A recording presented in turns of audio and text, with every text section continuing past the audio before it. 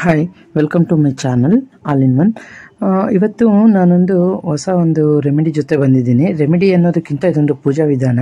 ಇದನ್ನು ಮಾಡೋದ್ರಿಂದ ನಿಮಗೆ ತುಂಬಾ ಒಳ್ಳೆಯದಾಗುತ್ತೆ. ಮನೆಯಲ್ಲಿರೋ ನೆಗೆಟಿವಿಟಿ ಹೊರಟೋಗಿ ಎಲ್ಲ ಪಾಸಿಟಿವ್ ಎನರ್ಜಿ ಉಂಟಾಗುತ್ತೆ. ಇದನ್ನು ಬಂದ್ಬಿಟ್ಟು ಅಗ್ನಿ ಪುರಾಣದಲ್ಲಿ ಜಲದೀಪಂ ಅಂತ ಕರೀತಾರೆ. ಜಲದೀಪಂ ಅಂದರೆ ನೀವು ಈ ಪಿಕ್ಚರಲ್ಲಿ ನೋಡ್ತಾ ಇರೋದ್ರಿಂದ ನಿಮಗೆ ಗೊತ್ತಾಗ್ಬೋದು. ಇದರಲ್ಲಿ ನೀವು ಮಾಡಬೇಕಾಗಿರೋದು ಏನು ಅನ್ನೋದನ್ನ ನಾನೀಗ ತಿಳಿಸ್ಕೊಡ್ತಾ ಹೋಗ್ತೀನಿ. ಒಂದು ಖಾಲಿಯಾದ ಗಾಜಿನ ಲೋಟದಲ್ಲಿ ಮುಕ್ಕಾಲು ಭಾಗ ನೀರು ಹಾಕಬೇಕು, ಅಂದರೆ 70% ನೀರು ಹಾಕಬೇಕು. ಮತ್ತು ಉಳಿದಿರೋ 30% ಏನಿರುತ್ತಲ್ಲ ಅಷ್ಟು ಜಾಗಕ್ಕೆ ಎಣ್ಣೆ, ಕೊಬ್ಬರಿ ಎಣ್ಣೆ ಆಗಿರ್ಬೋದು, ಅಥವಾ ನೀವು ದೀಪಕ್ಕೆ ಏನು ಎಣ್ಣೆ ಉಪಯೋಗಿಸ್ತೀರೋ ನಿಮ್ಮ ಮನೆಯಲ್ಲಿ ಅದೇ ಎಣ್ಣೆನ ಉಳಿದಿದ್ದ 30% ಭಾಗಕ್ಕೆ ನೀವು ತುಂಬಿಸ್ಬೇಕು. ಎಣ್ಣೆನ ತುಂಬಿಸ್ಬಿಟ್ಟು ಬತ್ತಿ ಇರುತ್ತಲ್ಲ, ಬತ್ತಿ ಮಾಡಿಬಿಟ್ಟು ಅದು ನಿಂಗೆ ಮೇಲ್ಗಡೆ ಹಿಂಗೆ ಕಂಠಕ್ಕೆ ಬರೋ ರೀತಿ ಇಟ್ಬಿಟ್ಟು ಹಚ್ಚಬೇಕು. ಆ ಬತ್ತಿ ನೀರೊಳಗಡೆ ಹೋಗ್ದಿರಂಗೆ ಆ ಎಣ್ಣೆ ಒಳಗಡೆನೆ ನೆನೆಯೋಕೆ ಬಿಡಬೇಕು. ಬಿಟ್ಬಿಟ್ಟು ಹಚ್ಚಿಬಿಡ್ಬೇಕು. ಹಚ್ಚಿ ಇದನ್ನ ನೀವು ದೀಪ ಅದು ಮುಗಿಯೋವರೆಗೂ ಬಿಟ್ಬಿಡ್ಬೇಕು. ಹಾಗೆ ಹಚ್ಬಿಟ್ಟು ಬಿಡಬೇಕು.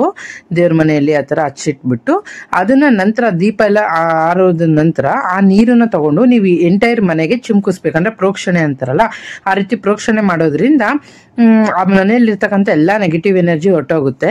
ಮತ್ತೆ ನಿಮ್ಗೇನೋ ಒಂದು ಕೈ ಕಾಲು ನೋವು ಏನೇ ಇರಲಿ ಆ ನೀರನ್ನ ಆ ಜಾಗಕ್ಕೆ ಹಚ್ಚಿಬಿಟ್ಟು ಮಸಾಜ್ ಮಾಡೋದ್ರಿಂದ ಕೂಡ ನಿಮ್ಮ ಆರೋಗ್ಯದಲ್ಲಿ ತುಂಬಾ ಸುಧಾರಣೆ ಬರುತ್ತೆ ಅಂತಾನೆ ಹೇಳ್ಬೋದು.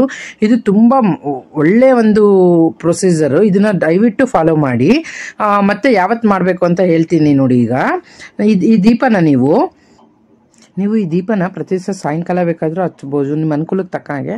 ಇಲ್ಲಾಂದ್ರೆ ಅಟ್ಲೀಸ್ಟ್ ಮಂಗಳವಾರ ಶುಕ್ರವಾರದ ದಿವಸದ ಸಾಯಂಕಾಲ ಹಚ್ಬಿಟ್ಟು ಅದು ಎಷ್ಟೊತ್ತವರೆಗೂ ಉರಿಯುತ್ತೋ ಉರಿದ ನಂತರ ತಿರುಗಿ ದಿವಸ ಬೆಳಗ್ಗೆ ತಗೊಂಡ್ಬಿಟ್ಟು ಆ ಮನೆಗೆ ಆ ನೀರನ್ನೆಲ್ಲ ಮನೆಯಲ್ಲೆಲ್ಲಾನು ಕೂಡ ಪ್ರೋಕ್ಷಣೆ ಮಾಡಿ, ಮನೆಯ ಮೂಲೆ ಮೂಲೆಗಳಿಗೆಲ್ಲ ಪ್ರೋಕ್ಷಣೆ ಮಾಡಿ ಆ ನೀರನ್ನು ಮೈಕೈಗೆಲ್ಲಾನು ಹಚ್ಕೊಂಡು ಮಸಾಜ್ ಮಾಡ್ಕೊಳ್ಳಿ. ಬಾಡಿಯಲ್ಲಿರ್ತಕ್ಕಂಥ ಯಾವುದೇ ಪ್ರಾಬ್ಲಮ್ಸ್ಗಳು ಕೂಡ ದೂರ ಆಗುತ್ತೆ. ಯಾವುದೇ ಥರ ನೆಗೆಟಿವಿಟಿ, ಮನೆಯಲ್ಲಂತೂ ನೆಗೆಟಿವಿಟಿ ಇರೋದೇ ಇಲ್ಲ, ಅಷ್ಟು ತುಂಬ ಒಳ್ಳೆಯದಾಗುತ್ತೆ. ಸೊ ಈ ಪೂಜಾ ವಿಧಾನನ ದಯವಿಟ್ಟು ನೀವು ಫಾಲೋ ಮಾಡಿ, ಯಾವ ಕಾರಣಕ್ಕೂ ಮಿಸ್ ಮಾಡಬೇಡಿ. ಇದು ತುಂಬ ಒಳ್ಳೆ ರೆಮಿಡಿ ಆಗಿದೆ. ಇದನ್ನ ಫಾಲೋ ಮಾಡಿ. ಮತ್ತೆ ನಾನು ಇದೇ ಥರದ್ದು ಒಳ್ಳೆ ಪೂಜಾ ವಿಧಾನಗಳನ್ನ, ಟಿಪ್ಸ್ಗಳನ್ನ ಹೇಳ್ತಾ ಹೋಗಬೇಕು ಅಂತ ಅಂದ್ಕೊಂಡಿದ್ದೀನಿ. ಇದು ಒಂದು ಬಿಗಿನಿಂಗ್ ಅಂದ್ಕೋತೀನಿ. ನೆಕ್ಸ್ಟ್ ಇನ್ನು ಒಳ್ಳೊಳ್ಳೆ ಪೂಜಾ ವಿಧಾನಗಳನ್ನು ನಾನು ನಿಮಗೆ ತಿಳಿಸ್ಕೊಡ್ತಾ ಹೋಗ್ತೀನಿ. ಯಾರೆಲ್ಲ ನನ್ನ ಚಾನಲ್ಗೆ ಸಬ್ಸ್ಕ್ರೈಬ್ ಆಗಿಲ್ಲ, ಪ್ಲೀಸ್ ಸಬ್ಸ್ಕ್ರೈಬ್ ಆಗಿ, ಲೈಕ್ ಮಾಡಿ, ಶೇರ್ ಮಾಡಿ. ಮ್ಯಾಕ್ಸಿಮಮ್ ಜನಕ್ಕೆ ನಾನು ಆದಷ್ಟು, ನಾನು ತುಂಬ ದಿವಸ ಮುಂಚೆ ಜೀ ಕನ್ನಡದಲ್ಲಿ ಆನಂದ್ ಗುರೂಜಿಯವರು ಬರ್ತಾ ಇದ್ರಲ್ಲ, ಆಗಿಂದನೂ ಸುಮಾರು 10 ವರ್ಷದಿಂದನೂ ನಾನು ಆನಂದ್ ಗುರೂಜಿಯವ್ರ ಪ್ರೋಗ್ರಾಮ್ನ ಫಾಲೋ ಮಾಡ್ತಾ ಬಂದಿದ್ದೀನಿ. ಆನಂದ್ ಗುರೂಜಿಯವರು ಏನೇನೆಲ್ಲ ಹೇಳ್ತಾ ಇದ್ರು ಟಿಪ್ಸ್, ಅವನ್ನೆಲ್ಲಾನು ಪ್ರತಿಯೊಂದು ಒಂದು ಡೈರಿಯಲ್ಲಿ ಬರೆದಿಟ್ಟಿದ್ದೆ. ಅದನ್ನೆಲ್ಲಾನು ಒಂದು ವಿಡಿಯೋ ರೂಪದಲ್ಲಿ ನಿಮ್ಗಳಿಗೆಲ್ಲಾನು ನಾನು ತಿಳಿಸ್ಪಡಿಸ್ಬೇಕು ಅನ್ನೋದು ನನ್ನ ಉದ್ದೇಶ. ಸೊ ಹಾಗಾಗಿ ತುಂಬ ಒಳ್ಳೆ ಆದ ಟಿಪ್ಸ್ಗಳನ್ನ ಹೇಳ್ತಾ ಹೋಗ್ತೀನಿ. Please like, share, subscribe channel, follow me.